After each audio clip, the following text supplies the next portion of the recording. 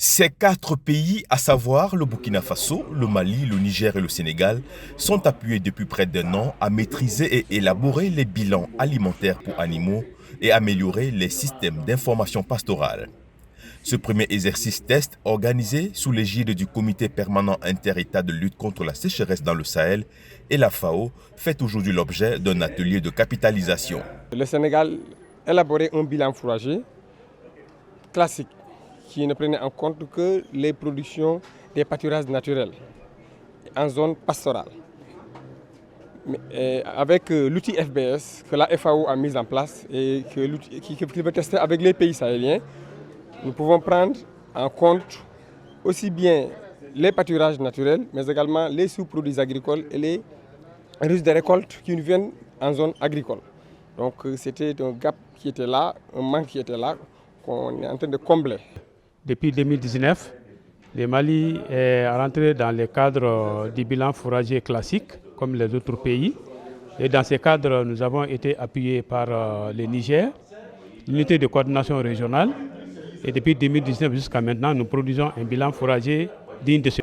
Nous avons été rapprochés par l'unité de coordination régionale à travers le CERA pour que nous sommes retenus dans le cadre du test de l'outil Feed Balance Sheet, c'est-à-dire les bilans fourragers alimentaires. Et au cours de remplissage de service, nous avons compris que ce bilan alimentaire est très complet par rapport à ce que nous faisons depuis 2019. Mais il va sans dire que cet atelier que nous venons de faire a mieux conforté encore l'idée que nous avons de nous approprier de cet outil. Il est sorti au niveau de l'atelier, il y a une certaine diversité des systèmes d'information et surtout aussi des systèmes qui permettent en tout cas de faire le bilan fourrager.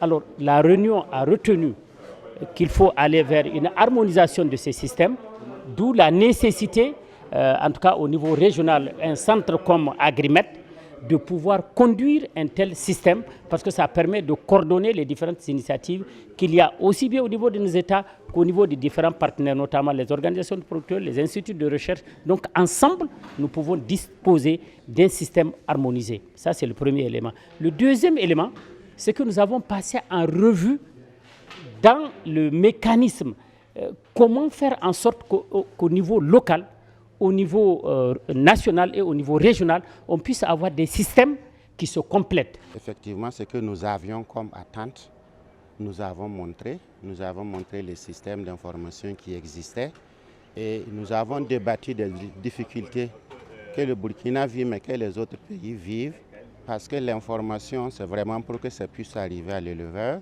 c'est pour que ça puisse arriver à l'agro-pasteur pour qu'il puisse les valoriser.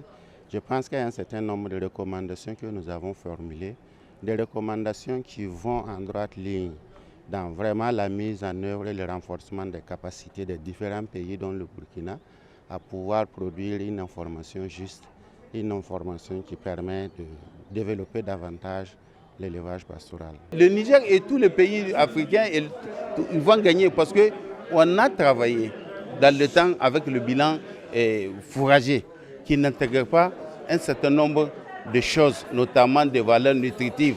Et donc le Feed Balance Sheet vient appuyer, enrichir le bilan fourrager qui est quand même un document qui constitue un document d'aide à...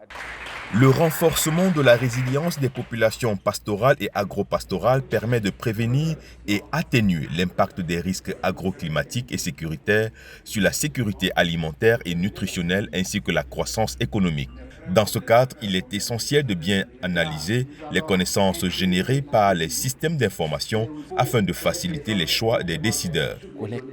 La collecte des données là soit rigoureuse.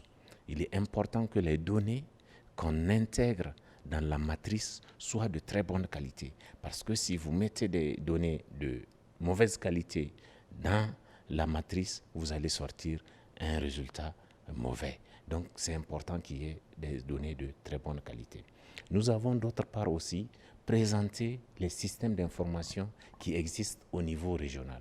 C'est ainsi qu'on a présenté le service d'information pastorale du centre régional Agrimet et le système d'information pastorale, de veille pastorale de RB. En gros, pour le moment, ce sont les 4 pays dans lesquels on a pu tourner le modèle et la matrice qui ont participé à cette réunion, plus les représentants de la FAO, du CIRAD, de RBM, du ROPA et quelques cadres nationaux, des grands chercheurs qui ont eu à faire leurs preuves dans le domaine de l'alimentation animale.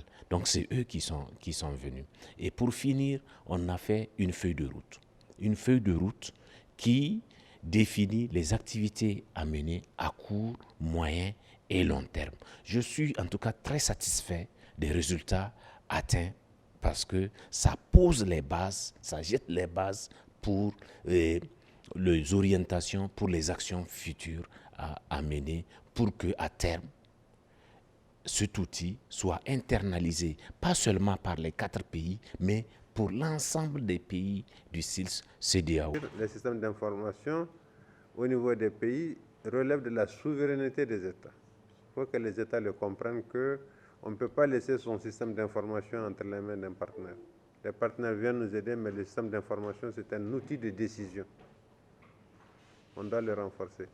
Et nous sommes dans cette dynamique de pouvoir quand même accompagner l'ensemble des pays de la région à pouvoir se renforcer, à disposer de systèmes d'information robustes, parce que quand ça ne va pas dans les pays, le régional aussi ne marche pas.